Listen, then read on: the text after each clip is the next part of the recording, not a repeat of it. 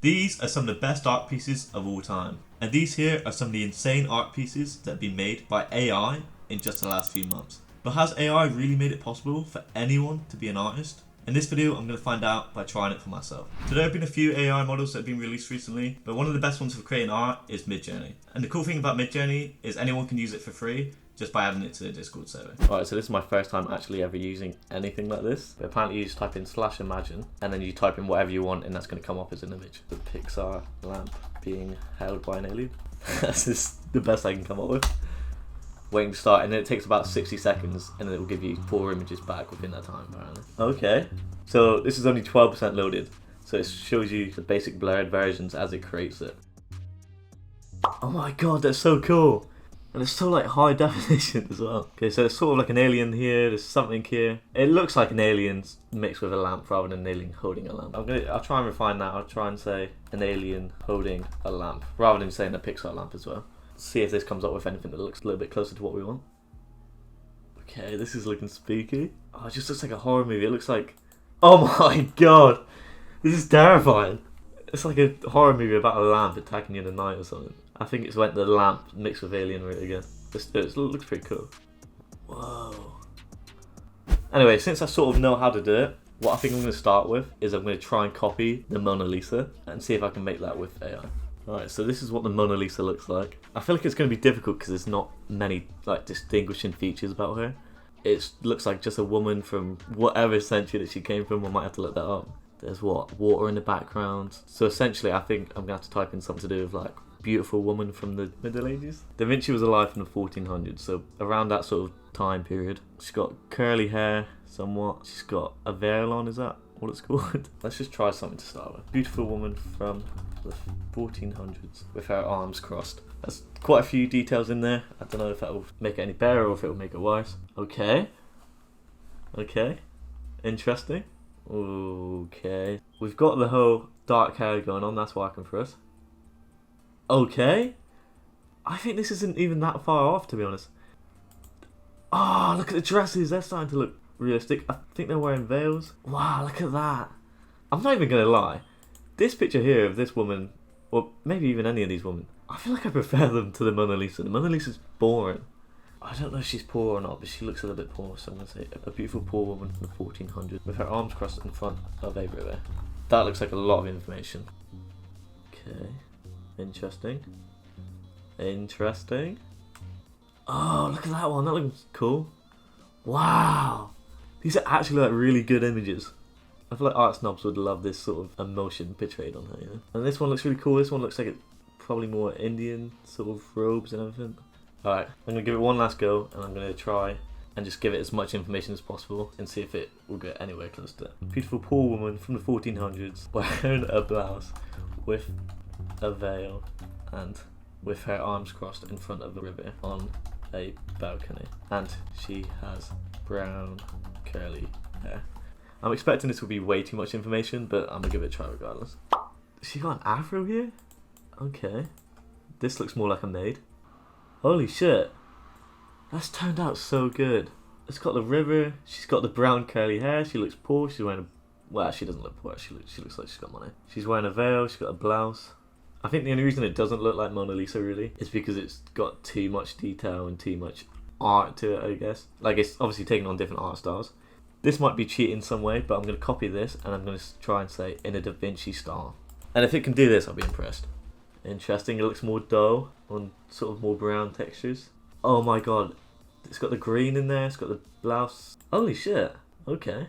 I think this looks sort of close, I guess. Honestly, I'm impressed. This feels like if you were trying to describe the Mona Lisa to someone who'd never seen it and then told them to paint it, this is exactly how they would do it. I'm happy with that one. What do I think that people who went to a museum would think was cool art? Probably something really boring, just like the Mona Lisa. But what do I think would actually be quite cool? Probably a can of baked beans being dumped on the Prime Minister while she laughs at the poor. There's some artistic vision behind this, no? This makes a statement. Okay. Some beans, it looks like I can see there, or tomato soup. The fuck? It's what I imagine you see in your worst nightmares. Because everything you've experienced in that day just coming together and patronising you. It's kind of cool though. I like the artistic style so much.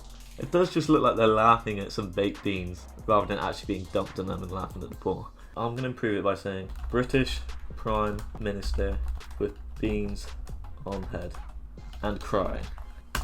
That'll just make it a little bit more simple. You can tell what's going on that way. Okay, this looks more like male Prime Minister. Yeah, this looks sort of like David Cameron, I guess. My god, they look ashamed of themselves. Except this guy looks like he's doing too much. That's quite cool. But then it's not got a beans attribute. That's what I want.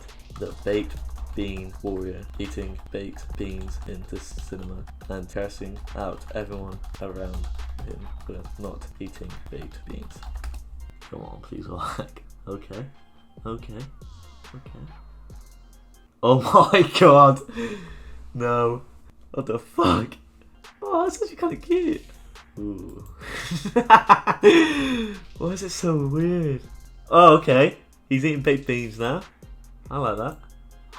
I like these ones. This one's cool. This one seems like a fatty who's embarrassed that he's ate so much beans. This one's cool.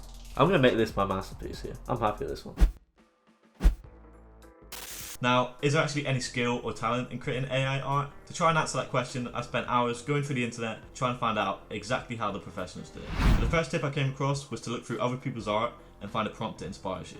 And then you can use that as a base prompt to go from there. So I did try this, but to be honest, I couldn't find any ones that were that interesting, so I just thought, fuck it. The next tip I found out though was to work out the narrative first. So this is going to be my narrative. An AI realizing that it isn't actually sentient and self-destructing.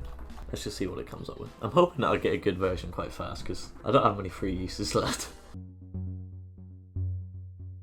That's quite cool to be fair, but it's just not very interesting.